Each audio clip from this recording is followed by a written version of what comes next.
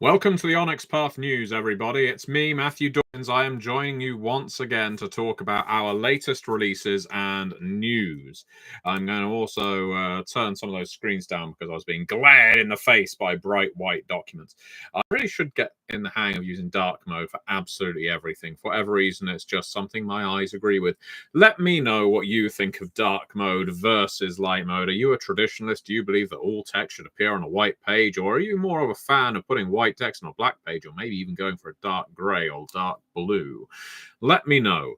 Either way, let's talk about last week's release, which was Mage the Ascension 20th Anniversary Edition, Victorian Age, Weird Wonders, and Revolutionary Magic. Easy for me to say, I know. Weird Wonders and Revolutionary Magic is our latest source book for Victorian Age Mage. And it's a book I've been looking forward to the release of for quite some time. It is already in the top 10 of products under $5. That's right, it is under $5 on DriveThruRPG, and it is linked below. And it makes not only for an excellent companion for your games of Victorian Mage, but also a brilliant partner book for The Rich Bastard's Guide to Magic. It's been a while since we've mentioned The Rich Bastard's Guide to Magic because we released it a year or so ago. And that was a very well-received source book for Mage the Ascension, the modern edition, or contemporary era, I suppose you could say.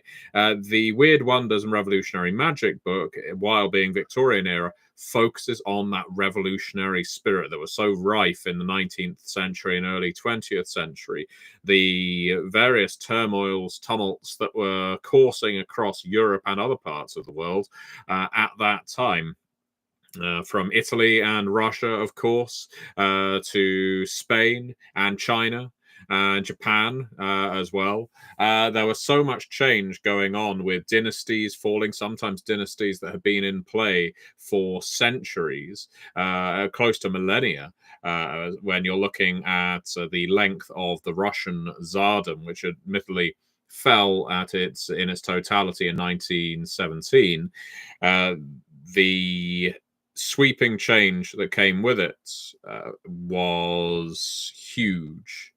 And Weird Wonders and Revolutionary Magic puts your mages firmly at the center of those revolutions. It puts you in a position of taking down authority and essentially fighting against tradition.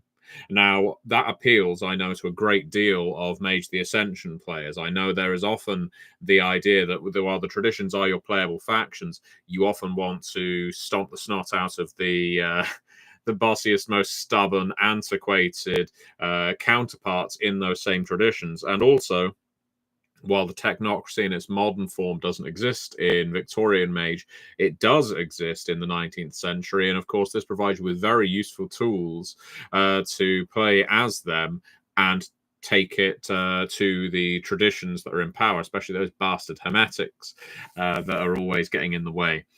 As well, Weird Wonders, it has so many story hooks in this source book that can get you started on a game of Mage the Ascension. I often hear Mage is a book that people find complicated, or a game people find complicated, and I get that. It deals with some lofty ideas, but what you really need, if you're unsure, is a book like Weird Wonders and Revolutionary Magic. For one thing, it costs less than $5.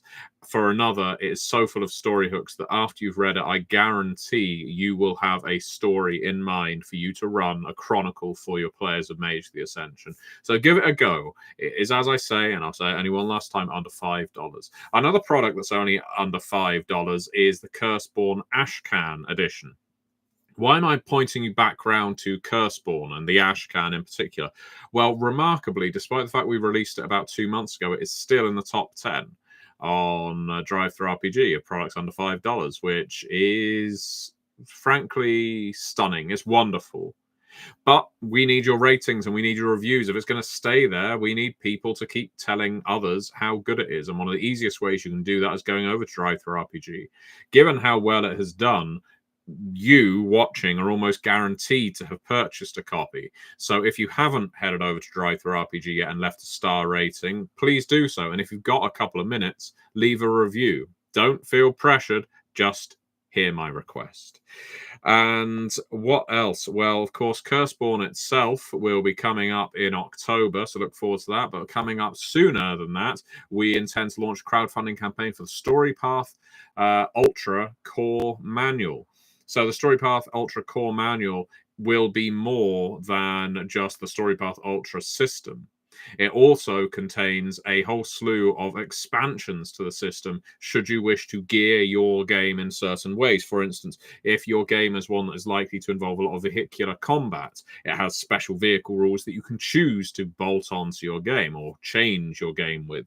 The same with investigation. It has expanded investigation rules should you be playing in-depth mystery games, and so on. And I think that's a really good offering because one thing we have often heard at Onyx Path is people like our systems and they want to create their own games with them. Well, StoryPath Ultra allows you, with your group of players, to have a basis, a rule system that you can build your game around. It teaches you how to create powers. It teaches you, indeed, how to balance those powers as much as you may be interested in doing. It teaches you, of course, how to play the game in terms of complications and enhancements and advantage, how to create paths that your character can actually occupy, and the various benefits of having those 3 paths on your character sheet, and so on. Finally, it will contain multiple examples of StoryPath Ultra in action. Right now, we have a chapter which is Pinfall from Grace, Power Slams from Hell. I keep getting my wrestling moves and maneuvers mixed up whenever I speak to Eddie Webb, the developer of this book, about that. But I think it's I think it's pinfalls and power slams. Pile drivers maybe in there somewhere as well. And this is a wonderful game which is all essentially about a demonic duel for dominance of the world, and the rules they must follow are effectively like those of a wrestling match. It's a way of essentially putting that Mortal Kombat framework into this sort of epic narrative. I'm really fond of it because it's a pretty in-depth and well-written setting that comes with the StoryPath Ultra Core Manual, but there's going to be another 2 settings in there as well, and you, the backers of the campaign, will get your say on what those games will be. So do ensure you back that campaign when it starts crowdfunding. Now, I'm going to get ready because I have a Monday meeting to get to. But thank you so much for watching. Please leave your reviews and ratings for our books as ever. We very much appreciate it. And if you are interested in Curseborn and you want to create media for it, let's say you run a podcast, let's say you make videos, maybe you're interested in doing one of those things. Maybe you're familiar with me and my Gentleman's Guide to Vampires and you're thinking, maybe it's time someone started right out of the gate doing a gentleman's guide to the dead or the primal or the hungry or whatever. Get in touch with us. The content creator form is linked below, and we can provide you with the materials you need so you can start creating media that surrounds our games. It doesn't just have to be Curseborn, but that is going to be the hot ticket going into October. So thank you very much for watching, and speak to you again soon.